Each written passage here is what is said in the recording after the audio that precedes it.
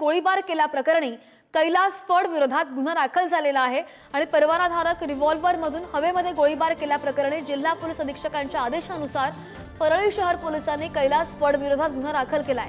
दरम्यान परवानाधारक शस्त्रधारकांनी घालून दिलेल्या अटी आणि नियमांचा भंग करू नये असं केल्यास कायदेशीर कारवाई केली जाईल असा इशारा सुद्धा पोलिसांनी दिलाय। बातमी पाहतोय बीडमधून।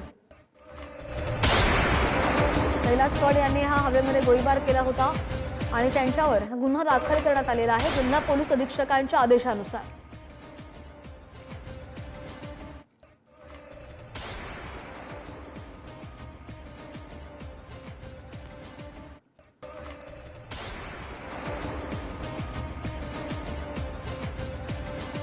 दाखल झालेला आहे आणि परवानाधारक रिव्हॉल्वर मधून हवेत गोळीबार केल्याप्रकरणी जिल्हा पोलीस अधीक्षकांच्या आदेशानुसार परळी शहर पोलिसांनी कैलास फड याच्या विरोधात गुन्हा दाखल केलाय।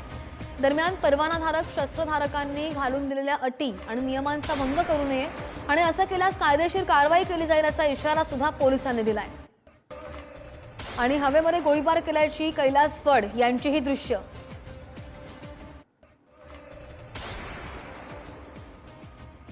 Pum pum